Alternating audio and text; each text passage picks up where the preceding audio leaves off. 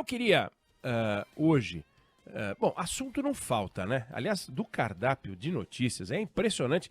A gente, às vezes, tem que escolher um assunto para bater um papo mais profundamente, mas nós vamos tratar de todos os assuntos ao longo do nosso programa. E eu resolvi pegar um assunto nacional que é importante, porque é uma política pública grande no Brasil. Uma política pública de grande tamanho, de grande relevância, que é a reforma agrária. Abril é o mês que o MST elegeu para fazer invasões. E todo mês de abril, eles chamam de abril vermelho, invadem dezenas de lugares, invadiram de novo em 11 estados.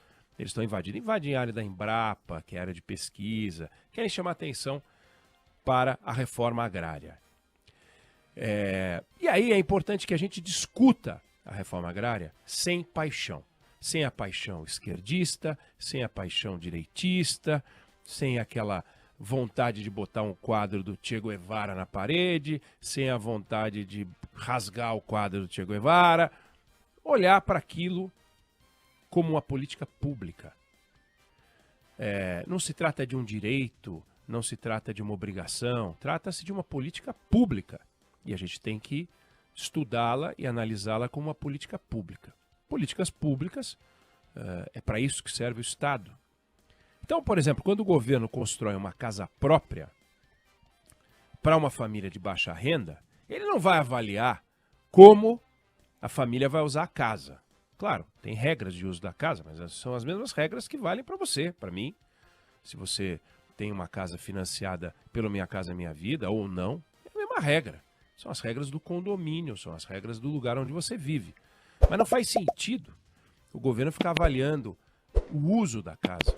O importante é aferir quantas pessoas precisam de casa, construir casa na quantidade que o orçamento permite e distribuir segundo um critério socialmente justo. É uma política pública, não envolve acompanhamento de uso. Claro, você não pode dar uma casa para quem já tem, mas você entregou a chave, a casa é do morador e olha, missão cumprida. Reforma agrária é diferente.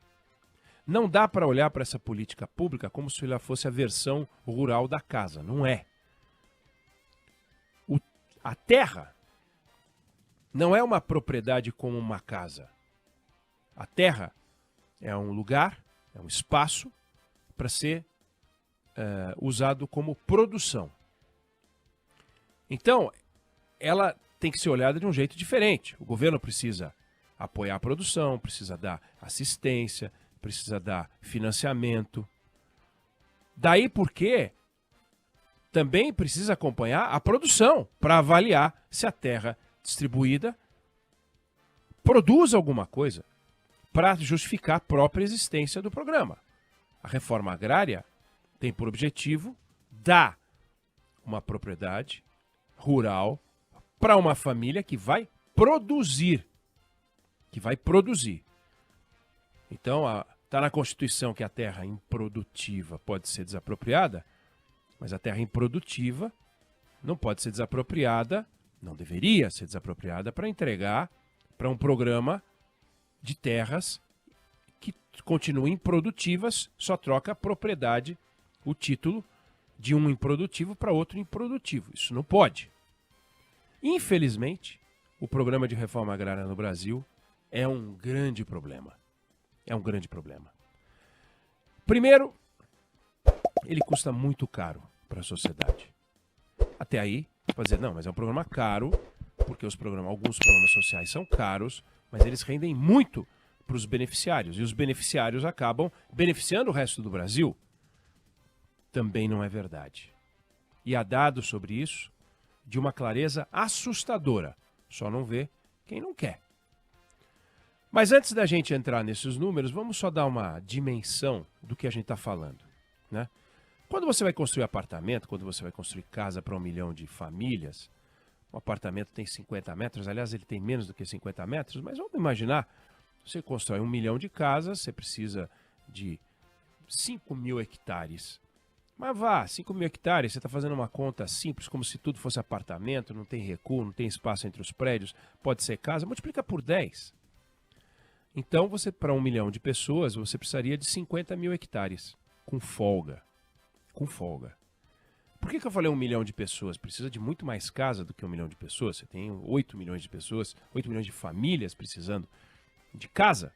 Mas vamos pegar 1 milhão só porque 1 milhão é a quantidade de famílias assentadas no programa de reforma agrária do governo, ao longo da nossa história. Sabe quantos milhões de hectares? Qual foi a área distribuída para 1 milhão de pessoas? 1 milhão de famílias? 80 milhões de hectares. 80 milhões de hectares. Nós distribuímos 80 milhões de hectares para 1 milhão de famílias. Esse é o tamanho do programa de reforma agrária no Brasil.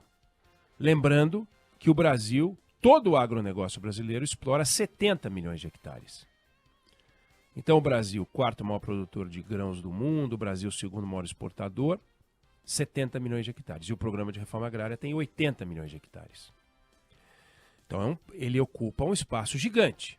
Num país que tem 70 milhões de famílias, é razoável informar as outras 69 milhões de famílias, inclusive a 1 milhão de famílias beneficiárias do programa, o que esse programa significa.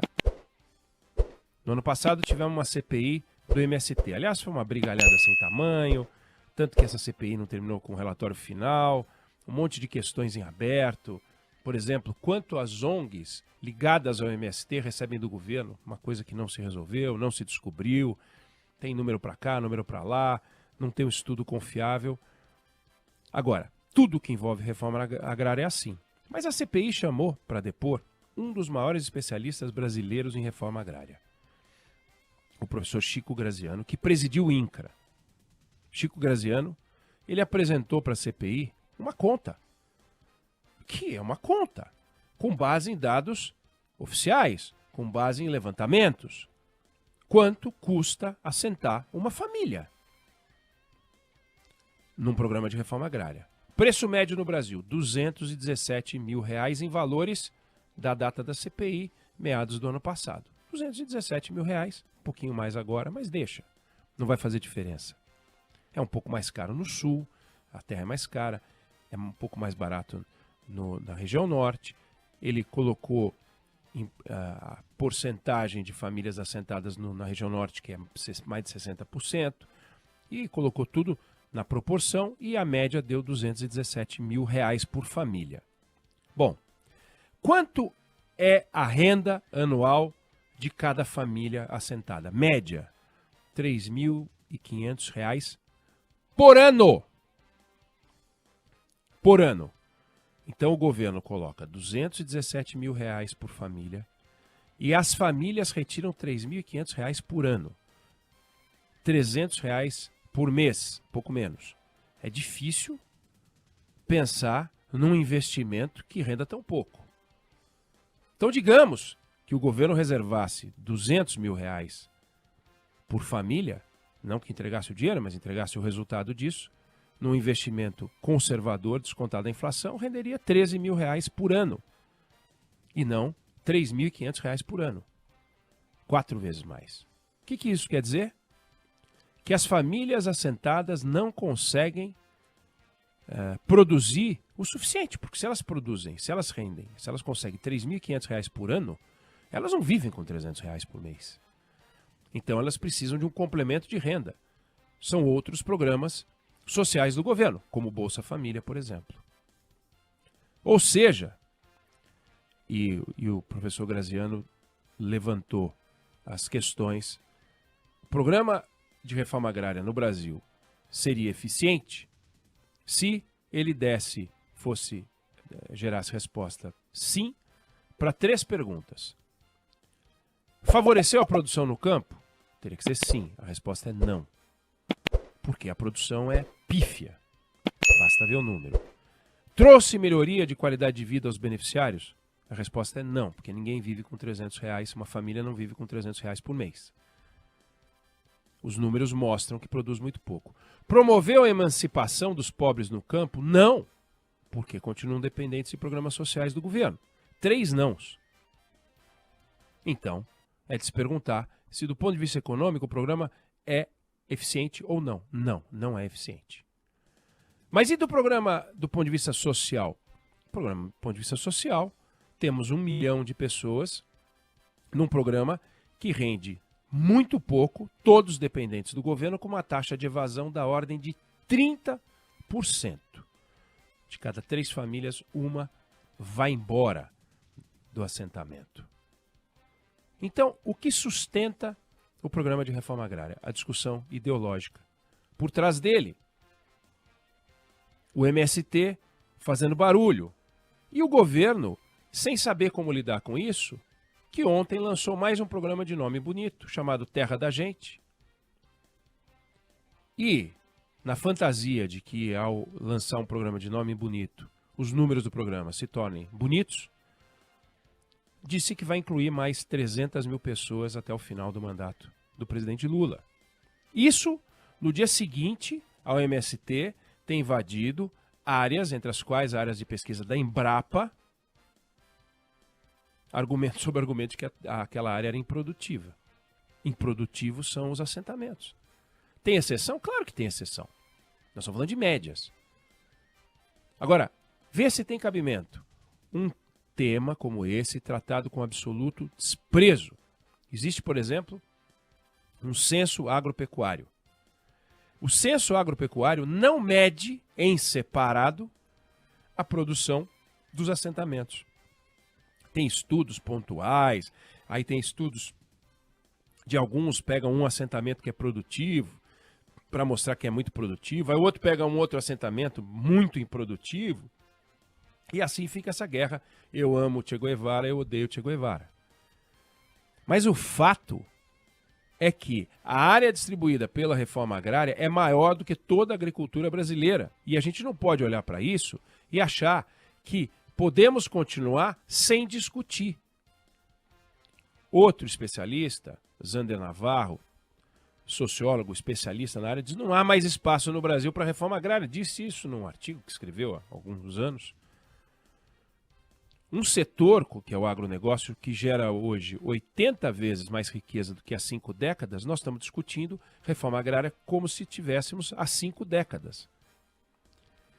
E, mais do que isso, não é da terra ou da força de trabalho que vem o resultado, que é o que imagina o MST. Vem de tecnologia. Vem de tecnologia. E olha o que está acontecendo. Então, ou a gente repensa o programa de reforma agrária, ou a gente vai continuar se enganando. O governo vai continuar fazendo um programa terra pra gente, terra para todos, terra para cima, terra para baixo, não vai resolver coisa alguma.